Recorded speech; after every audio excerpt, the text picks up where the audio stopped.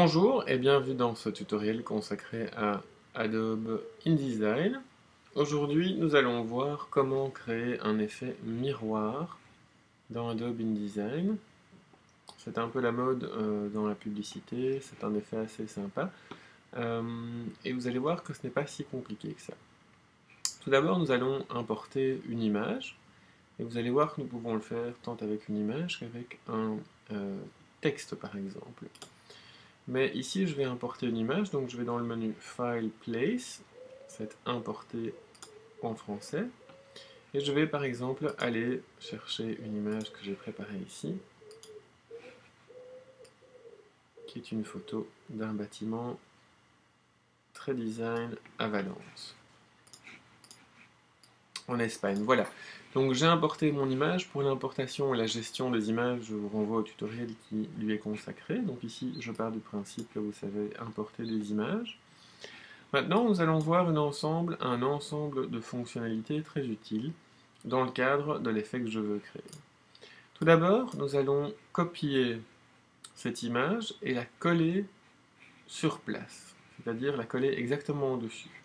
Ensuite, nous allons opérer un effet miroir en prenant comme base l'horizontale, mais donc ça va être un miroir vertical, ce qui s'appelle en anglais le flip vertical.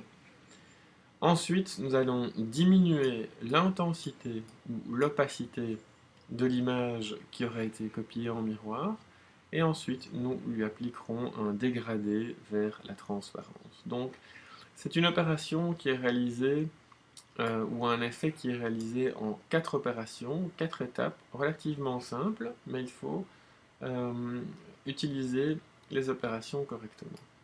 Donc, je sélectionne mon image.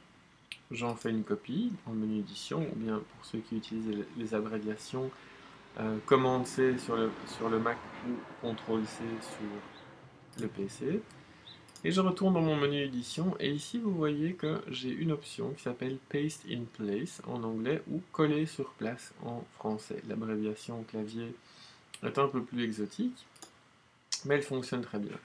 Voilà, ici, j'ai deux photos qui sont exactement l'une sur l'autre. Je vais annuler mon mouvement. Maintenant, ce que je vais faire, c'est l'effet, à proprement parler le plus important, l'effet miroir, pour faire passer l'image que j'ai créée en dessous de mon image originale. Pour cela, je vais utiliser cette commande-ci qui se trouve dans la barre latérale supérieure. Mais il va falloir faire attention à ce que je choisisse mon point de référence correctement. Donc les points de référence se trouvent ici tout à fait à gauche. Et ici vous voyez que c'est le centre qui est sélectionné pour l'opération qui m'intéresse. N'importe quel des points sur une ligne spécifique va créer les mêmes effets.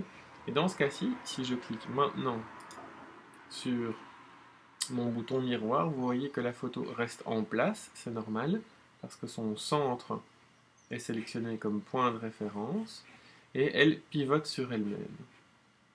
Ce n'est pas ça que je souhaite créer. Moi, je souhaite créer un effet miroir qui se répète vers le bas. Donc mon point de référence pour la commande de miroir doit être un des 3 points ici en bas. Je reclique et voilà, maintenant vous voyez que mon image a été déplacée en miroir, mais vers le bas. Première étape réalisée. Maintenant, je vais vouloir légèrement diminuer l'opacité de cette image pour avoir créé un effet miroir plus ou moins réaliste. Cette option-là est disponible en raccourci, également dans la barre latérale supérieure. Vous voyez que par défaut, elle s'affiche à 100%, et je vais par exemple arbitrairement la mettre à 50%. On pourra encore changer après et voir si c'est suffisant. Maintenant, pour commencer à évaluer l'effet de mon opération, les bords qui apparaissent par défaut dans ce mode de visualisation du document me dérangent. Donc je vais passer dans un autre mode de visualisation du document qui se trouve ici, là je suis en normal, et je vais me mettre en preview ou aperçu en français. Voilà, donc les marges de mon document disparaissent. le blanc devient gris et ici tous les objets présents dans mon document perdent leur cadre, ce qui me permet maintenant de bien évaluer ce que je suis en train de faire. Je resélectionne mon image ici et je vais lui appliquer enfin la dernière opération nécessaire pour créer mon effet. Pour cela, je vais dans la palette des outils sur la gauche et je vais prendre ce que InDesign appelle le Gradient Feather Tool. Donc c'est un outil de dégradé transparent en français. Je le sélectionne et ici je vais dessiner dans la verticalité mon dégradé qui va me permettre de garder à 100% ce que j'ai réduit malgré tout à 50% de cette image-ci, et puis de faire un dégradé progressif vers la transparence. Donc, il va s'agir ici de programmer l'effet de transparence comme vous le souhaitez. Donc, le passage de 100% d'opacité à 0% d'opacité se fait le long de cette ligne que je dessine. Vous voyez que vous pouvez la faire dans tous les sens, mais ici, bien sûr, pour faire un effet propre, je souhaite le faire dans la verticalité.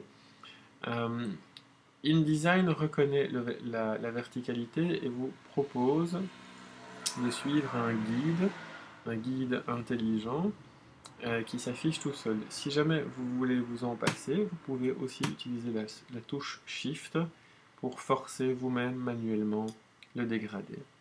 Et donc il vous appartient de faire des tests jusqu'à ce que vous soyez content de l'effet.